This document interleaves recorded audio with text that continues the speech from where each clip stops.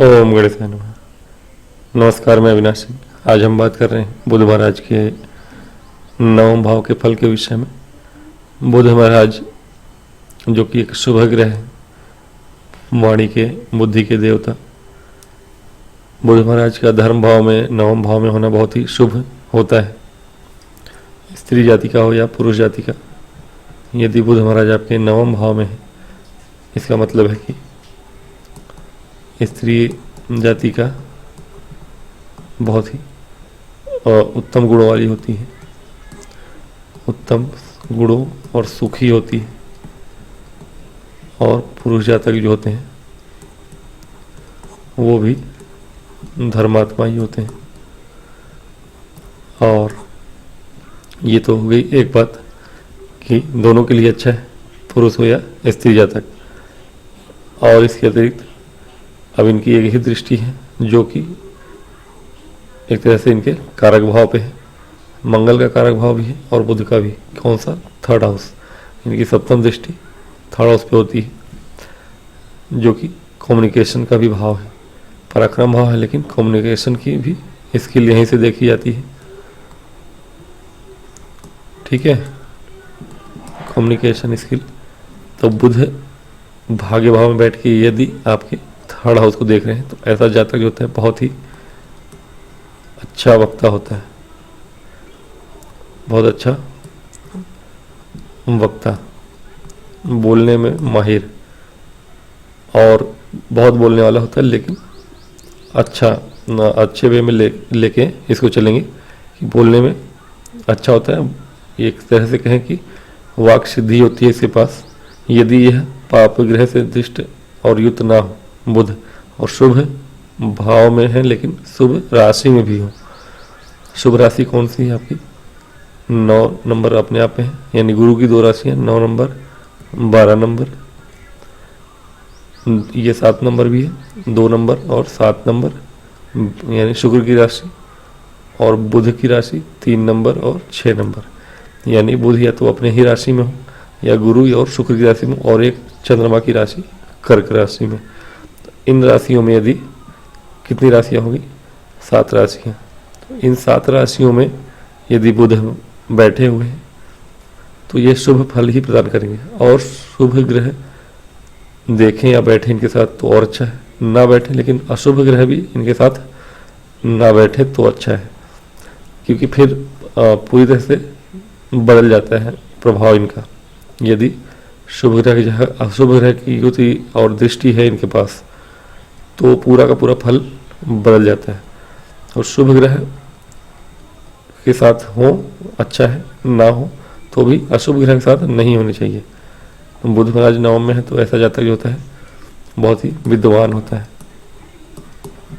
गुणी, चतुर, ऐसा हमारे ऋषियों का कहना है। बहुत सी अच्छी बातें ही। नवम भाव में बैठा बुध, भाग्य भाव में बैठा बुध अपने स्वराशि का हो 3 नंबर 6 नंबर, यानी मिथुन में, कन्या में, तो अच्छा है। और ऐसे जातक को बोलने वाली ही फील्ड में काम करना चाहिए। बुध जिसके भी थर्ड हाउस में बैठे हों या थर्ड हाउस को देख रहे हों, ऐसे जातक को कहीं ना कहीं यदि कार्य क्षेत्र का और व्यापार क्षेत्र का जो राशि बन रहा हो आपका वो अच्छा है, बुध की ही राशि हो तो और अच्छा है। तो कार्य क्षेत्र आपका यही होगा मुख्यतः, यानी बोलने वाला, है ना। आप आज के युग में एंकरिंग है या यूट्यूब पे है, मतलब वक्ता जो भी है या बोलने का जिसका काम है या बोल के काम कराने का, काम निकालने का, ऐसे जातक काम निकालना बड़ा अच्छा जानते हैं, है ना। ठेकेदारों को देखा होगा आपने, ऐसे जातक बहुत अच्छा काम निकालने जानते हैं। कहीं ना कहीं बुद्धि जिनके अच्छे हों कुंडली में, वाणी से अपना काम बनाना उनको बहुत ही अच्छे से आता है। ये चीज़ें बुध के साथ आपको देखने को मिलती है। नवम में बुध महाराज पूरी तरह से शुभ कहे गए हैं। शुभ कब नहीं होते? नवम में और दसम में यदि जो मैंने अवस्थाएं बताई हैं, कौतुकावस्था में यदि हैं, कौतुक अवस्था में है और अशुभ ग्रहों से देखे जा रहे हैं तो बुध नवम में और दशम में अच्छे नहीं होंगे, लेकिन अगर शुभ ग्रह से दृष्ट है तो कम से कम धनी बनाते हैं। ठीक है, धनी तो बनाते हैं, उसके साथ कुछ अवगुण फिर भी देते हैं। यदि 12वें घर में है तो भी अवगुण देते हैं। कुछ भाव कौतुकावस्था में बुध महाराज को अच्छा कहा गया है। सप्तम में अष्टम में हो तो भी शुभ है, बस पाप राशि और पाप ग्रहों के साथ ना हो। नवम दशम में भी शुभ फल ही प्रदान करते हैं। पंचम में भी ठीक है, बस पाप राशि में ना हो।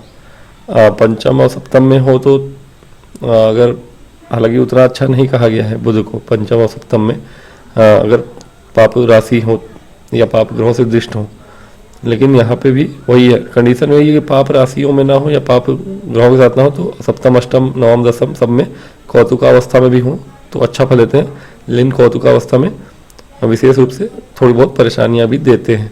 इसके अतिरिक्त अगर देखें, अधिक जगह पे ये अधिक अवस्थाएं इनकी भी नहीं है जिसमें अच्छा फल देते हैं।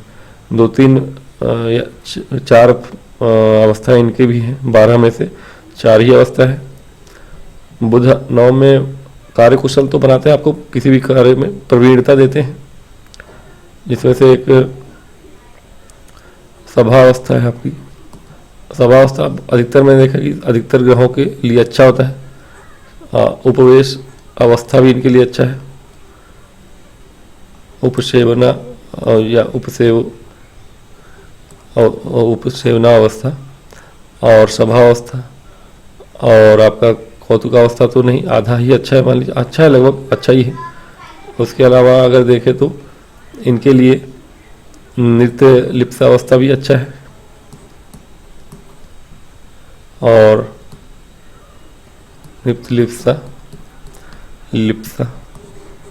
इन सभी का मैं बताऊंगा अर्थ क्या है क्या नहीं।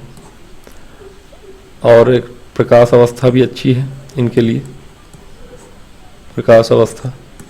तो इन 2-4 अवस्थाओं में ही अच्छे माने जाते हैं। इन अवस्थाओं में शुभ आपके फल मिलते हैं और अति शुभ फल मिलते हैं। निद्रा अवस्था में भी है कुछ शुभ कुछ अशुभ, मतलब कुछ क्या अधिकतर अशुभ है। 1-2 जो आपके भाव है निद्रा अवस्था में, जैसे कि लग्न में हो और या तो आपके दशम में हो, तो निद्रा अवस्था में थोड़ी बहुत शुभ फल मिल जाता है, लेकिन उसमें भी अशुभ फल बहुत हैं। तो ये 4 जो है ना, साफ साफ लिख देता हूँ मैं थोड़ा, उसमें बड़े अच्छे आपके बुध के फल होते हैं, है ना। जो है आपका उपवेश मान लीजिए, प्रकाश अवस्था मान लीजिए, और क्या बताया था मैंने, सभा अवस्था मान लीजिए, सभा, और आपका चतुर्थ में नित्य लिप्सा। तो ये 4 ही इनके लिए ठीक ठाक हैं। बुध इन अवस्थाओं को प्राप्त है यदि तो अच्छा है। कंडीशन इसमें भी है हालांकि, और एक कौतुका अवस्था जो बताया मैंने उसमें कंडीशन अप्लाई है कि नवम दशम में या सप्तम अष्टम में अच्छा फल देते हैं, विशेष रूप से पापी ना हो, पाप राशि या पाप ग्रहों के साथ ना हो। तो बुध की अवस्थाएं भी हैं। कुल मिला के नवम का बुध बढ़िया होता है, अच्छा होता है, भली प्रकार का होता है। नवम में जिसके बुध हो और शुभ ग्रहों के साथ हो, कोई भी ग्रह क्रूर ग्रह के साथ हो, क्रूर भाव में हो तो अच्छा है।